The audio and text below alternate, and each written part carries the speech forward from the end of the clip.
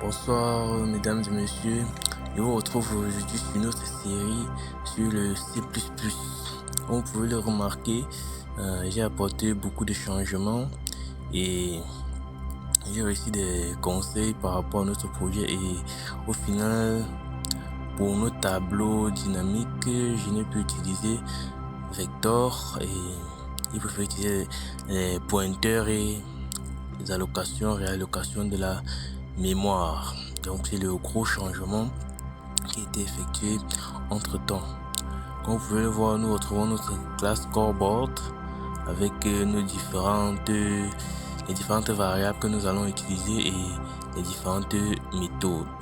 Nous allons commencer par notre constructeur.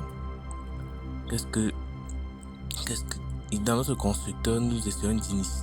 Dans notre constructeur, ça c'est dans notre destructeur, comme vous pouvez voir ici, nous désallons la mémoire. Donc lorsque le programme va s'arrêter, la mémoire qui a été allouée va être libérée. Dans notre constructeur, nous initialisons nos deux tableaux. Donc pour la fin, j'ai décidé d'utiliser deux tableaux, un tableau pour les scores et un tableau pour les noms. Et donc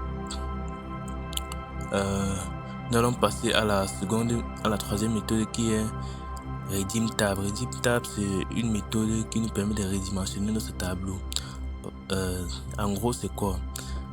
Notre tableau initialement a 5 valeurs, donc 5 scores. Redim Tab nous permet d'ajouter une plage de scores. Peut-être tu peux choisir d'ajouter 5 scores pour passer à 10 scores dans notre tableau de scores ou retirer 5 scores aussi. Ça permet soit d'ajouter une table de scores, une plage de scores ou retirer une plage de scores. Donc comment ça marche? Donc là j'ai une nouvelle taille. Nouvelle taille va nous servir à quoi? Vous pouvez le voir ici, on va récupérer nouvelle taille et la méthode utilisée est basée sur le fait que si pour ajouter une plage de score, c'est-à-dire peut-être ajouter 5 scores, le tableau va être redimensionné. Comme la taille initiale est 5, le tableau va passer à 10 et donc si l'utilisateur entre ajouter 5 scores, le tableau va passer à 10. Comment ça marche? Ce que j'ai fait, c'est que j'ai créé un nouveau tableau de score et un nouveau tableau de nom d'équipe qui ont la nouvelle taille, comme vous pouvez le voir ici. Je vérifie si l'allocation a été bien réalisée et après, si on a réussi à obtenir la mémoire, ce que je vais faire, c'est initialiser les tableaux, les nouveaux tableaux que j'ai définis et après je vais copier les données des anciens tableaux vers les nouveaux tableaux. Ensuite je libère les anciens tableaux et j'affecte les anciens tableaux au nouveau tableau que j'ai créé. Le tableau sera ainsi redimensionné et les anciennes valeurs seront conservées. Comme vous pouvez le constater, il y a certaines lignes que je saute parce que sur cette méthode, il y a deux choix à faire. Soit tu choisis d'ajouter une plage, soit tu choisis de retirer une plage. Justement ici, tu récupères le choix. Si c'est 0, tu ajoutes. Si c'est 1, tu veux seulement retirer une plage et sinon tu reviens en arrière. C'est en fait le retour. Le else correspond au retour. Là maintenant ici on vérifie si la nouvelle valeur est inférieure à 0. Si c'est inférieur à 0, on retourne.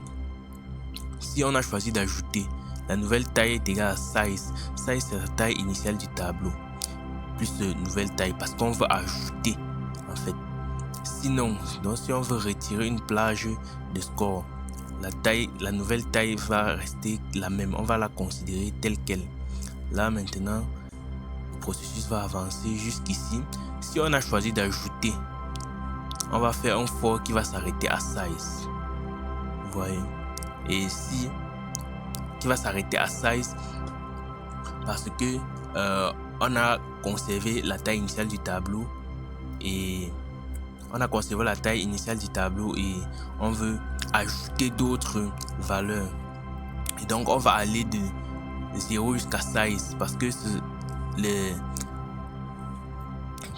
la taille des anciens tableaux c'est 16, mais pour le nouveau tableau c'est une nouvelle taille.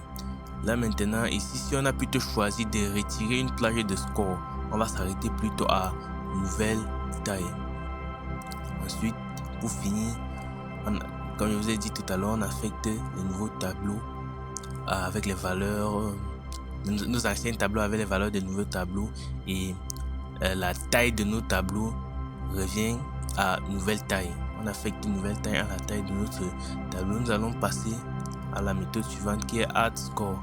Add Score permet de soit modifier un score existant ou d'ajouter un nouveau score. Add Score, comment cette méthode fonctionne? Là, on va choisir entre deux options, soit modifier un score ou remplir un score. Si on a choisi de modifier un score, là, modifier est égal true, on va récupérer un index. Donc d'abord on va vérifier si le tableau n'est pas vide. Ensuite on va récupérer un index entré par l'utilisateur qui est l'index du score qu'il veut supprimer. Et si après avoir récupéré cet index là, on fait juste score tab index, on veut modifier et on récupère donc le score que l'utilisateur veut mettre à cet index là. On fait score tab index est égal le score. Sinon, si on veut plutôt remplir, donc on avait le score n'était pas d'abord assigné, mais on veut maintenant remplir ce score là. On va juste faire ce for-ci là nous permet de rechercher la première ligne vide de notre tableau, une ligne qui n'a pas encore été remplie.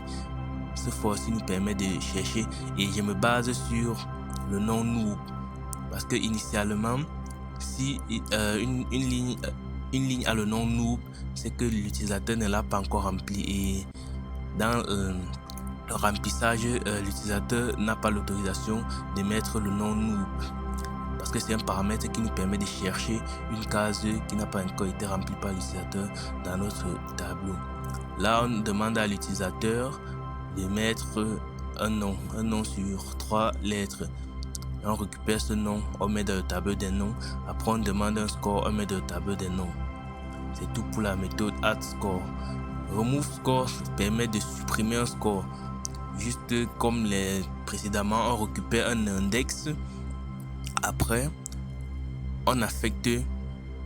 Après on retire le score qui a cet index là, donc le nom et le score qui a cet index là, et on fait revenir les index comme avec ce for-ci.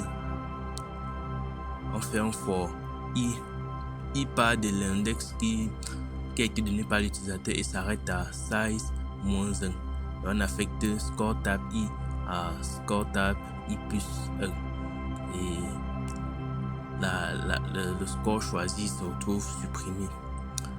Nous allons passer à scoreboard. Display tab nous permet juste d'afficher. Donc il revient à tout un chacun de savoir comment il va afficher ses scores à l'écran. Et vous avez sûrement remarqué, il y a ce error-ci. Depuis dans mon script, il y a ce error et message erreur que vous aurez pu remarquer. C'est en fait quelque chose qui nous permet d'afficher quand il y a une erreur. Par exemple, si l'index entré par l'utilisateur est supérieur à la taille de notre tableau, supérieur ou égal à la taille de notre tableau, ou inférieur à 0, on envoie un message index invalide. Cela nous permet donc d'afficher que l'utilisateur a entré une valeur qui n'est pas valide pour le déroulement, l'exécution du programme. Et donc dans nos fonctions, on renvoie ce message et on fait un return. Et c'est tout pour les méthodes de la classe scoreboard. Dans notre mail, on essaie juste d'utiliser tout ça, toutes ces méthodes là pour gérer le classement dans un tournoi. Là, on a la méthode action qui nous permet de gérer tout cela.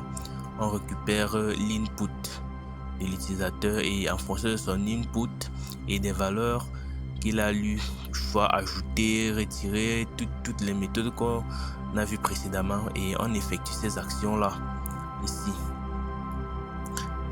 Donc on va essayer de tester le programme. Vous allez voir comment ça marche. Je fais une compilation et je teste. Test.x. Là nous avons notre affichage du tableau de score. Le tableau est initialisé à 5. Vous avez le nom noob et les scores sont initialisés à 0,0. Si nous choisissons par exemple d'ajouter une plage de score, par exemple je vais choisir 1, je choisis entre 0 et 1, je veux ajouter une plage de score, par exemple je veux ajouter 5 scores initialement sans les noms, sans le nombre du score, même juste ajouter 5 scores pour redimensionner le tableau. Vous avez vu, le tableau est passé à 10 valeurs. Ici je veux retirer une plage de score, je reviens sur 1 et je choisis l'option retirer. Je choisis 5. Notre tableau va revenir à 5 valeurs. Après, pour la deuxième option, remplir ou modifier un score, je vais choisir cette option là. Après, je choisis modifier. Modifier un score, tu entres juste l'index. Peut-être je vais mettre 1, l'index 1 de notre tableau, et j'entre le score 25. Vous voyez dans notre tableau, la valeur a été remplie. Juste après, nous allons essayer la deuxième qui est remplie. Remplir un score là, maintenant on va te demander d'entrer le nom, par exemple Pape, et après on va te demander le score. Là, je mets le score et vous aurez bien vu, on a Pape et on a son score qui est 30. Le tableau est bien rempli. Pour la dernière méthode, nous avons supprimé un score qui est juste ici, on entre 3. Tu tapes 3, entrée. Juste on te dit d'entrer l'index. Si les index sont affichés, par exemple si je vais supprimer le score qui a l'index 3, je mets juste 3 et ce score là est supprimé.